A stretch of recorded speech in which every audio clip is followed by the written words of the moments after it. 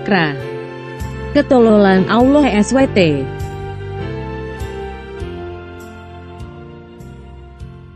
Tentunya sudah menonton video saya yang berjudul Quran vs Sains Part 2 Allah memerlukan bantuan manusia dalam membagi warisan. Dan video lainnya yang berjudul Alex Tanjung seorang muslim yang membuktikan bahwa Allah SWT lebih bodoh dari anak SMP. Di mana dalam video tersebut saya sudah membuktikan bagaimana Allah SWT tidak mungkin Tuhan karena dalam hal membagi warisan saja masih memerlukan bantuan manusia. Dan bahkan seorang muslim pun mengakui kalau matematikanya Allah SWT ternyata tidak lulus SMP. Nah, dalam video kali ini saya akan membuktikan lagi ketololan Allah SWT. Mari kita simak bersama ayat yang diambil dari surah 96 ayat 1-3 sebagai berikut. Bacalah dengan menyebut nama Tuhanmu yang menciptakan. Dia telah menciptakan manusia dari segumpal darah. Bacalah, dan Tuhanmu lah yang Maha Pemurah.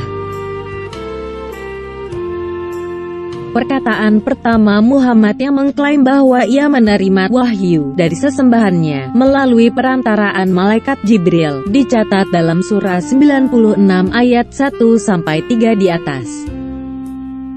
Ayat di atas dipercaya oleh kaum muslim sebagai peristiwa pertama kalinya Muhammad bertemu dengan malaikat Jibril di Gua Hira, di mana Jibril memerintahkan Muhammad untuk membaca. Jibril berkata kepada Muhammad, "Baca." Muhammad berkata, "Membaca apa?" Orang muslim mengatakan bahwa ia berkata, "Aku tidak dapat membaca." Untuk lebih jelasnya mari kita lihat dari hadis berikut ini yang diambil dari Sahih Bukhari.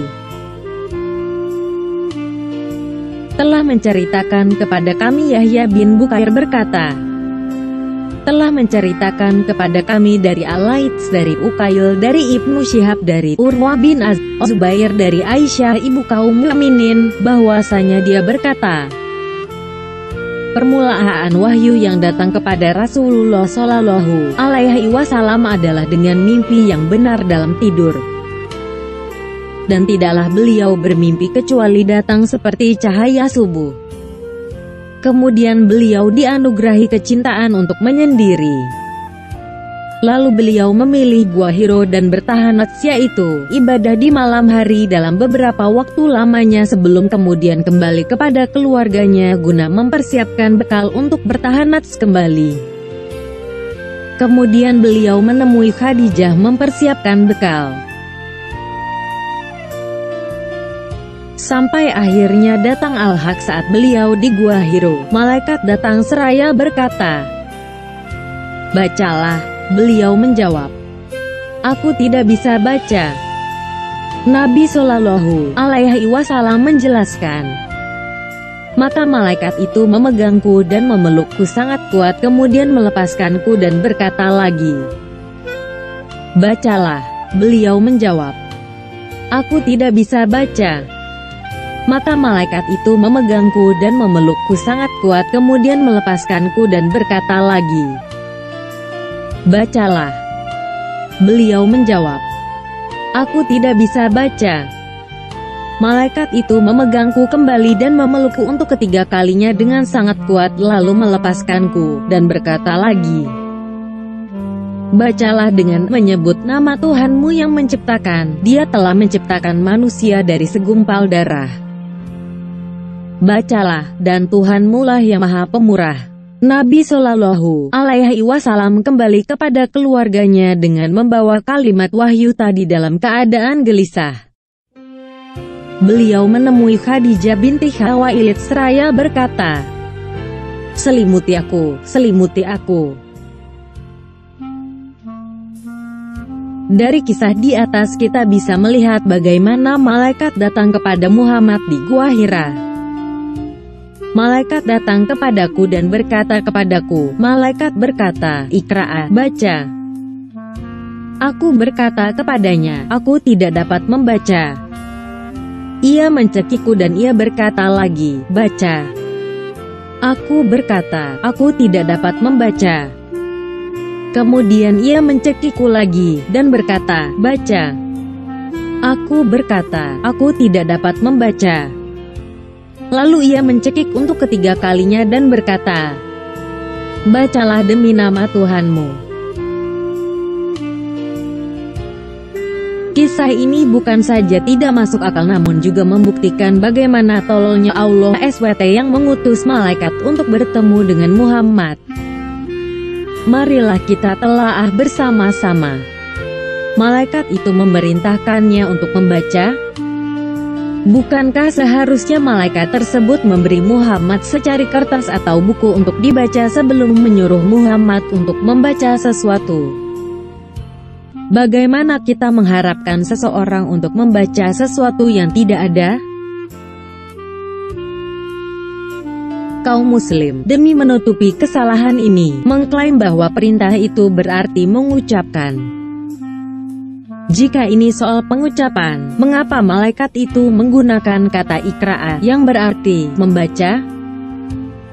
Ingatlah, bukan malaikat itu yang memilih kata ikra'a, melainkan Allah. Allah memulai dengan memilih kata yang salah dan itu membuat Muhammad menjadi bingung. Bagaimanapun, jika artinya adalah mengucapkan, mengapa Muhammad tidak berkata, aku tidak dapat mengucapkannya? Anak berusia 5 tahun saja dapat berucap atau berkata-kata. Atau mungkinkah karena Muhammad dicekik oleh malaikat makanya dia tidak bisa berucap? Pastilah ini berkenaan dengan membaca, karena bahasa Arab yang digunakan di sini jelas berarti membaca. Hal ini membuktikan bahwa Muhammad sudah berbohong sejak awal. Kita juga tentu tahu bahwa Tuhan itu Maha Kuasa dan Maha Tahu. Namun bagaimana mungkin Allah SWT yang menurut kaum muslim adalah Tuhan, bisa mengutus malaikatnya untuk meminta Muhammad membaca, padahal menurut kaum muslim Muhammad itu buta huruf. Bukankah ini membuktikan bahwa Allah SWT itu tidak Maha Tahu? Bahkan kalau kita pikirkan lebih jauh lagi, bukankah ketika Allah SWT itu adalah benar-benar Tuhan yang Maha Kuasa, maka ketika Allah SWT memerintahkan untuk membaca seharusnya Muhammad dapat membaca sebagai bukti mukjizat dari Tuhan? Untuk menjelaskan hal ini lebih jauh, bayangkan Yesus berkata kepada orang buta, lihat. Tetapi orang buta itu berkata, aku tidak dapat melihat. Dan Yesus berkata lagi, lihat. Tetapi orang buta itu berkata sekali lagi, aku tidak dapat melihat. Kemudian Yesus berkata sekali lagi, lihat. Akhirnya orang buta itu berkata lagi, aku tidak dapat melihat. Bukankah ini merupakan sesuatu lelucon? Untuk apa mengatakan hal itu sebanyak 3 kali dan sama sekali tidak ada perubahan? Muhammad masih saja tidak dapat membaca. Kisah tersebut menunjukkan bahwa sesembahan palsu ini tidak dapat membuat mukjizat. Karena seandainya Yesus yang berkata kepada Muhammad, baca, saya yakin ia pasti akan dapat membaca, sekalipun ia buta huruf seperti yang diklaim orang muslim. Coba bandingkan sekarang ketika Muhammad diperintahkan untuk membaca 3 kali. Namun tetap Muhammad buta huruf. Sedangkan ketika Yesus memerintahkan, lihat kepada orang buta, maka sekaligus mata orang buta tersebut dapat melihat. Ketika Yesus memerintahkan, jalan kepada orang lumpuh, maka serta-merta orang lumpuh dapat berjalan. Bahkan ketika Yesus memerintahkan, bangun kepada orang mati pun, maka orang mati pun dapat hidup kembali. Lalu mengapa 3 kali Allah SWT memerintahkan Muhammad untuk membaca, tetapi ia masih tetap tidak dapat melakukannya dalam kisah rekayasa ini? Apa gunanya? Ini semua karena memang terbukti bahwa Allah SWT bukan hanya Tuhan yang palsu namun juga tolol. Namun ternyata ternyata ketololan Allah SWT tidak berhenti di sana. Kalau Anda perhatikan ayat Quran dan hadis di atas yang memerintahkan Muhammad untuk membaca dengan menyebutkan nama Tuhanmu atau Tuhannya Muhammad. Bacalah dengan menyebut nama Tuhanmu yang menciptakan. Nama Tuhan yang mana yang Muhammad harus sebut? Bukankah peristiwa tersebut merupakan peristiwa pertama kali Allah SWT melalui Jibril menurunkan wahyunya? Apakah Allah SWT sudah memperkenalkan namanya sebelumnya? Jadi bagaimana Muhammad tahu nama siapa yang harus disebut? Apakah Muhammad harus menyebut nama Alat atau Al-Uzza atau Manat yang merupakan nama dewa-dewa penyembah berhala? Dari sini kita tahu bahwa cerita tersebut adalah dongeng belaka. Dari kisah di atas kita bisa melihat bagaimana tololnya Allah SWT itu. Allah SWT seharusnya sudah tahu kalau Muhammad itu buta huruf namun kok masih disuruh membaca. Allah SWT sudah memerintahkan Muhammad untuk membaca tapi Allah SWT tidak memberikan bahan bacaan sama sekali, seperti kertas atau buku untuk dibaca.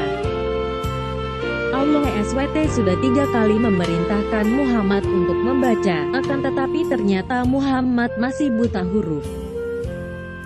Allah SWT memerintahkan Muhammad untuk membaca dengan menyebut nama Tuhan, namun sekalipun Muhammad belum pernah diberitahukan nama Tuhan tersebut.